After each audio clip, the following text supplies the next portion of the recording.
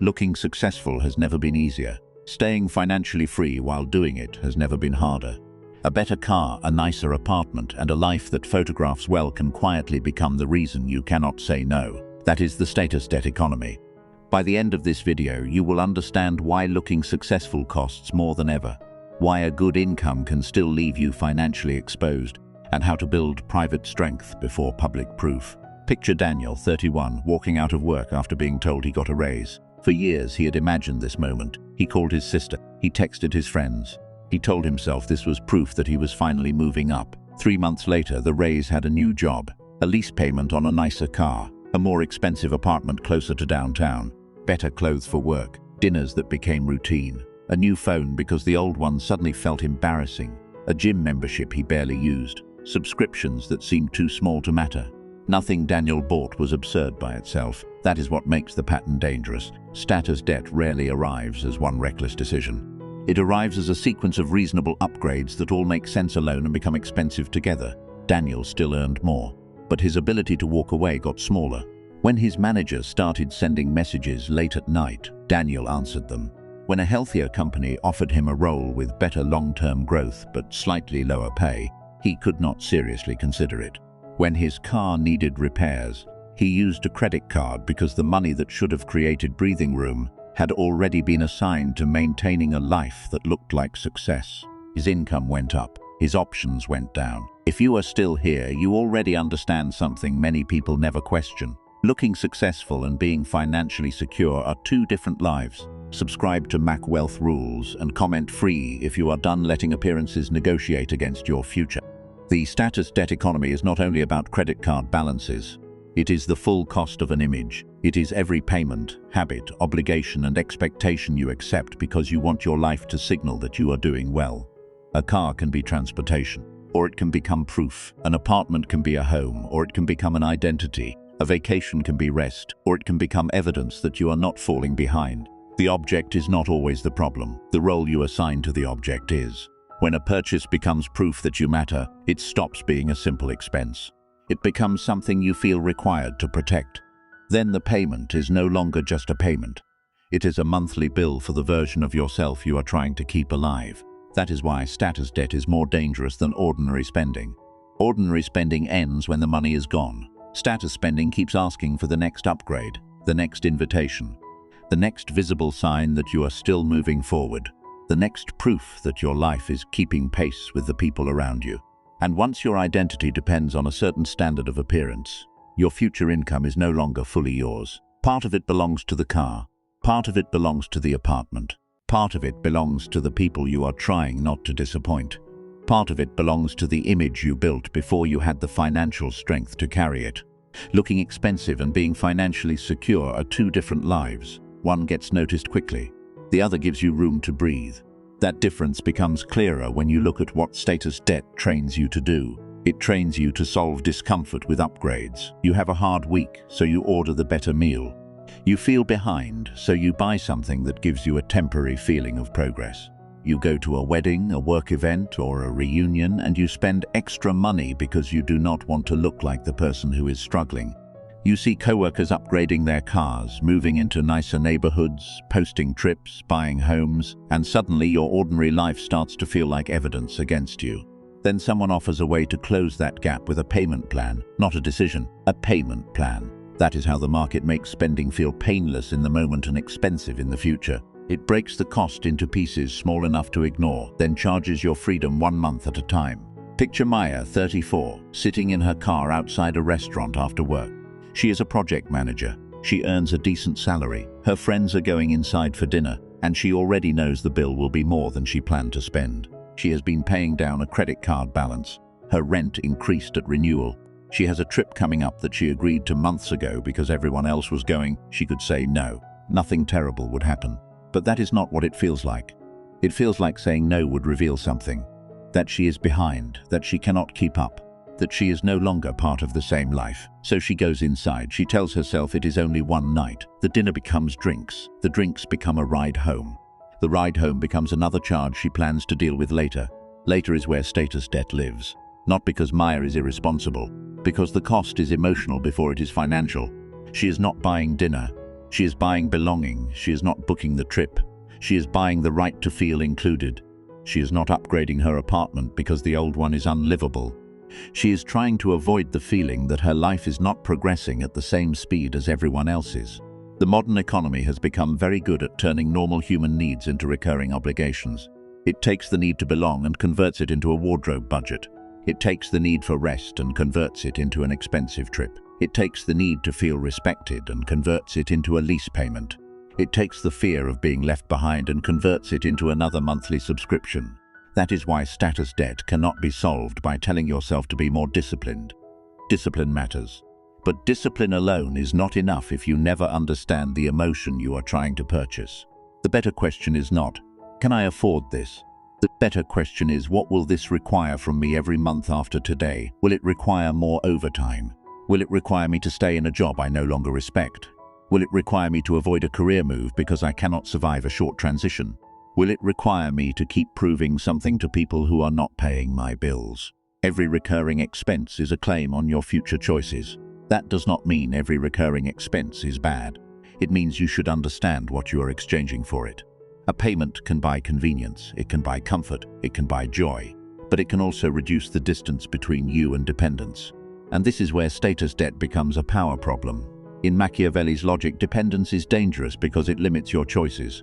Applied to money, the principle is simple. The more your life depends on one uninterrupted paycheck, the less freedom you actually have. A person with high income but no margin may look successful, but they negotiate with fear. They cannot take a weekend to think about an offer. They cannot leave a disrespectful manager. They cannot take a calculated risk. They cannot turn down a bad client. They cannot tell a family member, I need to protect my own obligations first. They may have expensive possessions, but those possessions have turned into quiet supervisors. They wake up every month with a list of things that must be paid before they can think about their own future. Picture Aaron, 38, a sales manager at a fast-growing company. From the outside, he is doing well. He has a beautiful home, a new SUV, 2 kids in good schools, a closet full of expensive clothes, the kind of social life that makes people assume he is winning.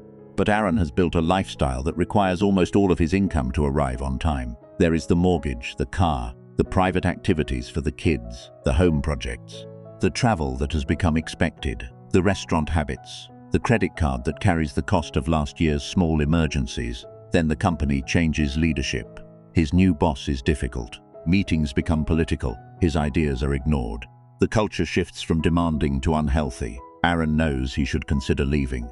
But every job search looks dangerous because a few months without a bonus would create a problem. A lower base salary, even at a better company, feels impossible. He tells himself he is staying for stability. But what he is really protecting is an image whose monthly cost has become too high. A person can look expensive and still be one missed paycheck away from obedience. That is the deepest cost of status debt. Not interest, obedience. It is the number of things you will tolerate because you built a life that cannot survive a pause. This is why wealth is not the same thing as income. Income is what you receive. Wealth is what remains available after life makes its demands. It is the distance between you and panic. It is the ability to wait. It is the ability to say no. It is the ability to choose a better opportunity even when it does not reward you immediately. And this is why people can earn more every year and still feel less secure. Their lifestyle rises faster than their capacity to absorb a shock. Their standard of living gets stronger. Their financial position gets weaker. The world sees the first one. Only they feel the second. There is another layer beneath this. Status debt does not only make you dependent on a paycheck, it can make you dependent on other people's approval. Once you train yourself to measure progress by what others can see, private progress starts to feel boring. A growing emergency fund is not visible. A paid-off credit card balance is not visible. A retirement contribution is not visible. A skill you practice after work is not visible. A carefully protected reserve is not visible. But a new car is visible. A luxury dinner is visible. A vacation is visible. A designer purchase is visible. This creates a strange incentive. The actions that make your future stronger often give you the least immediate social reward. Meanwhile, the actions that make your future more fragile can make you look admired, successful, and included right away. Visible proof gives you a quick reward. Private strength gives you delayed freedom. And delayed freedom is harder to choose when every app, every ad, every social event, and every comparison is designed to make delay feel like failure. Consider what happens when someone gets a raise. They do not simply receive more money, they receive a new story about who they are allowed to become. Maybe they can finally move into a better place. Maybe they can finally drive something nicer. Maybe they can finally stop being the person who says no. The raise feels like permission, and sometimes it should be. But the first question should not be, what can I finally buy? It should be, what will make the next hard month less dangerous? That is the difference between using income to perform progress and using income to build position. The first makes the present look better, the second makes the future less fragile. A raise is not extra money, it is unclaimed power. Before it becomes a nicer lifestyle, it can become room. Room to survive a job change, room to handle an emergency, room to take a course, room to build a skill, room to invest slowly, room to start a small service, room to wait for a better deal. But room disappears quickly when every improvement in income is immediately translated into a higher fixed cost. This is why lifestyle inflation is not just a budgeting problem. It is a strategic mistake. It turns every future dollar into something already promised. It tells your employer, your lender, your landlord, your car company, and your social circle how much leverage they have over you. The more payments you need to protect your image, the easier it is for other people to set the terms of your life. The opposite is not deprivation. The opposite is private strength. Private strength means your life may look less impressive from the outside for a while because you are building what cannot be photographed: liquidity, skill, a better credit profile, a reputation for being reliable, ownership, time, the ability to make a decision without panic standing beside you. Picture Eleanor, 30, who has just received a promotion. She earns more than she did last year, but instead of upgrading everything at once, she creates a rule for the new income. Part of it goes to a reserve. Part of it goes toward removing high-interest debt. Part of it goes into retirement investing. Part of it goes toward a certification that can raise her value in the market. And yes, a portion goes toward enjoying her life because a strategy that removes all joy will eventually fail. She still travels sometimes, she still buys things she likes, she still goes to dinner with friends. But she stops using every purchase as proof that her life is improving. 6 months later, her employer restructures. She does not feel fearless, nobody does. But she has breathing room.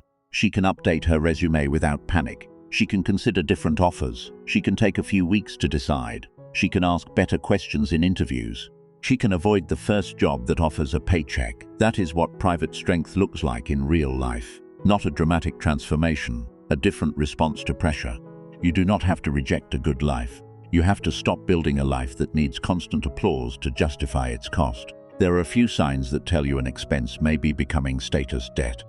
The first is when you feel embarrassed to reduce it, not when you dislike reducing it, when you feel that reducing it would say something about your value. The second is when you would keep it even if it made a good opportunity harder to take. The third is when you need other people to notice it for the purchase to feel worthwhile. And the fourth is when you avoid looking at its full yearly cost because the monthly number feels easier to tolerate. That is where you need to bring the cost into the light, not to punish yourself.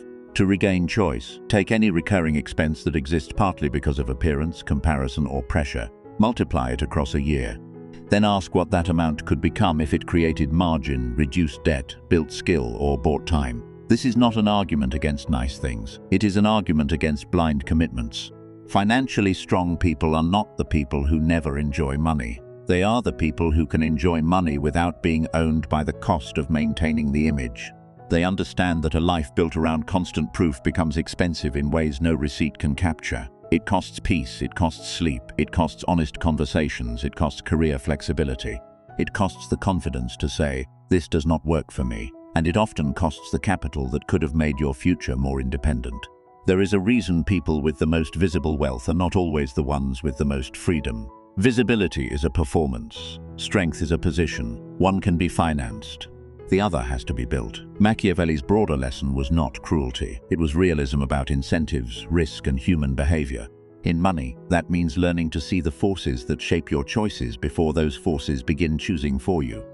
A lender does not need to control you if you have no margin. A brand does not need to persuade you if you already believe status is proof. A job does not need to trap you if your lifestyle cannot survive without it. The real advantage is not having more than everyone else. It is needing less permission to make a good decision. That is financial freedom in its early form. Not unlimited money, not a mansion. Not a perfect life, a calmer mind, a lower level of fear, a smaller number of people and payments that can decide what you must tolerate. That is why the most powerful move is often invisible at first. You pay down the balance nobody sees, you keep the apartment that is still enough, you drive the car that works. You say no to an upgrade that would make your future income more necessary. You allow some people to misunderstand your pace because you are not building for their approval. You protect the gap between what you earn and what you need. That gap is not empty space, it is where options live, it is where leverage begins. It is where you become less available for pressure, fear, and bad terms. The person who spends everything may look free. The person with room to wait actually is. You do not need to become invisible. You do not need to stop enjoying comfort, beauty, or success. You simply need to decide which parts of your life are serving you and which parts are asking you to serve them. Because every lifestyle sends a bill. The question is whether the bill buys a life you actually want or an image you are afraid to lose. Looking successful has never been easier. Staying financially free while doing it has never been harder. But the solution is not to hate money or reject every upgrade. It is to build your life in the right order. First, create room, then build skill, then reduce dependence, then build ownership, then enjoy what your position can genuinely support. Not overnight, but month by month. This gives you back the ability to think clearly, choose carefully, and refuse what no longer serves you. The real flex is not being able to buy more. The real flex is being able to say no without fear. If this gave you a clearer way to see money, status, and your own decisions, subscribe to Mac Wealth Rules. And comment below, what is one status expense you no longer want controlling your future?